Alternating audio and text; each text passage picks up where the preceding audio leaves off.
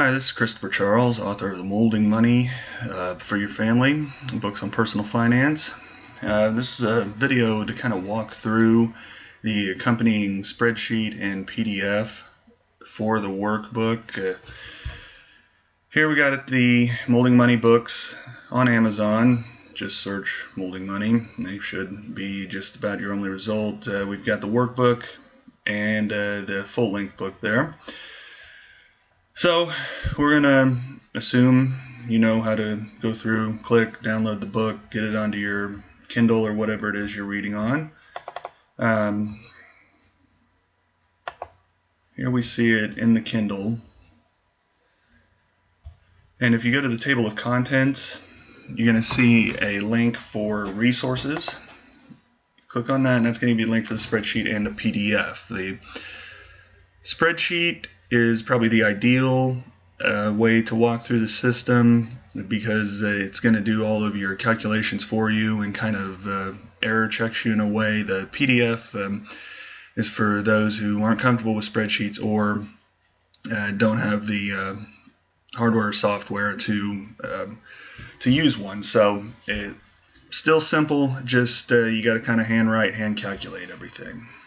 So like I said, we're going to walk through the spreadsheet here, and this is it. And you'll see the subtle suggestion to click download here.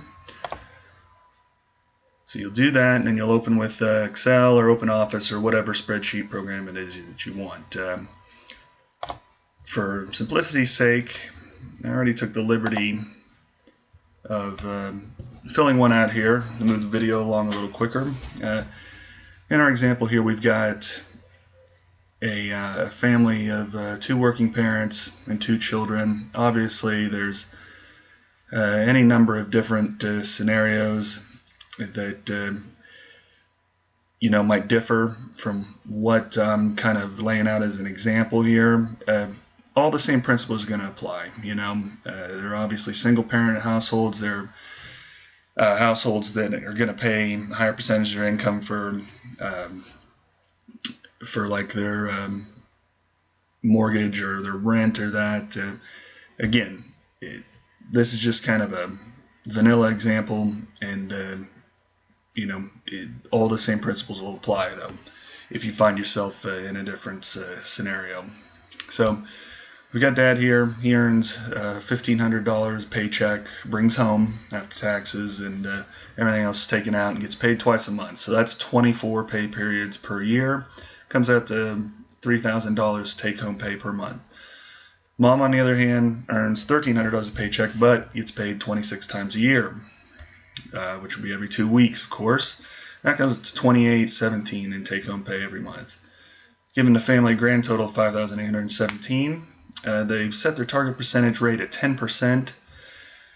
That tells them, of course, then that's $582 per month. They decided they wanted to count Dad's 401k contributions towards that savings amount, even though it's long-term savings, that they won't have access to for years to come.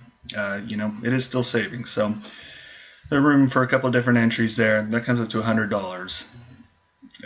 Total, obviously, and then that's taken out from the $582 above to give them a new target savings dollars per month of $482, and the math is done then to make that into a weekly amount, which they're going to transfer their savings account every week before anything else is done, for any other expenses paid. They're going to pay themselves first, and that's calculated, of course, by taking the $482 times 12 months and then dividing it by 52 weeks in a year. So with that $482 taken out of their take home, that gives them a new budget starting point of $5,335. We look at the expenses here. We've got the fixed family. Those don't change every month and benefit more than one person in the family. Those are entered. The amounts are entered. And total at the bottom. Then we've got the fixed individual expenses, which we've got Dad has gym membership, Mom has subscriptions, and those are also totaled, of course. Then the variable family expenses are entered. These are going to change from month to month. Now we've got like groceries, eating out here, fuel, kids' activities, and utilities. And the average amounts there, since they change every month, you never know exactly what those are going to be, but that came up with an average, entered them here, they get totaled. So then you've got the family expenses totaled from above and the fixed individual expenses pulled from the quadrant up here. The reason those are separated out will kind of make sense here in a little bit, but the total amount of expenses entered then is $4,180. That's taken out of the budget starting point, and this is what's going to be left later on for variable individual expenses. But first, we have to determine a cushion amount to leave in the account to hopefully avoid overdrafting. And this is done by taking those variable family expenses from the previous worksheet, right there, and in Excel here, it's going to pull them into here. And then here you can enter either the dollar change or percentage change. What that means is how much you would expect those to change from your average that you entered here. So maybe they said, well, you know, in a given month with a holiday or special occasion or something, we might spend $100 more in groceries. I entered that here. And then the same thing with all the other expenses. You know, they might not necessarily change that much. You know, if that's the case, you can just leave it blank, and you'll see that this amount will be carried over here to the adjusted column. You can't enter both a dollar change and percentage change because that's will give you an error in logic. So like we said, 10% here too, it's not going to do it. Include that expense, and it's going to get confused, and it's going to give you the red error message there. So you have to pick up one or the other, either dollar or percentage change. The adjusted amounts are then calculated over here. Grand total is given, and that amount then subtracts out the original amount and tells this family that if they keep $430 in their account, they should be able to, you know, absorb most changes, barring something really unexpected in their spending in a given month. So $430 is their new baseline. And, you know, if the account ever gets below that, then they've got to one way or another shore that up, probably by taking less out for themselves. On the spending cash screen here, we've got our starting point pulled in, the total family expenses from the categorizing expenses worksheet, and then what's left for individual expenses, the difference. Again, in this case, there's two contributors to the household, mom and dad.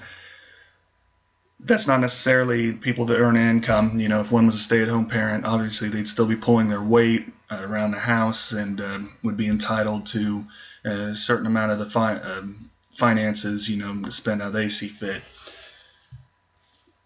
You can only enter up to two people. I did that just for simplicity's sake. I realize there might be some special circumstances out there, but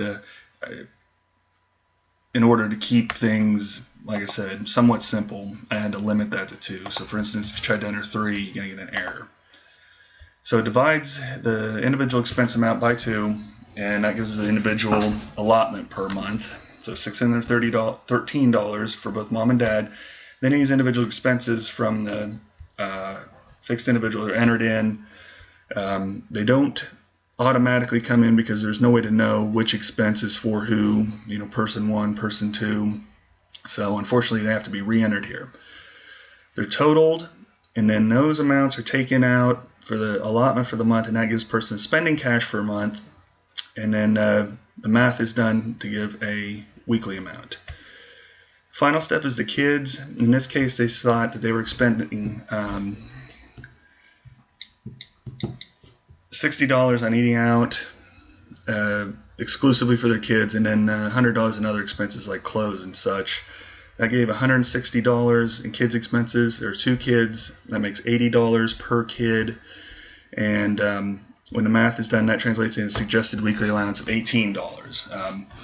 So then the final step is to add that all together, and you come up with, we've got dad's spending cash, mom's spending cash, plus the $18 times 2 every week is total weekly cash withdrawal amount. So again, every week savings is added to, the weekly cash is taken out, and you know, then that cash is divvied up among everybody, and that's what they get to spend how they see fit. I kind of rushed through that, and I apologize. I only have 10 minutes on my video here, but anyhow, check the book out, look at the links below. Thank you.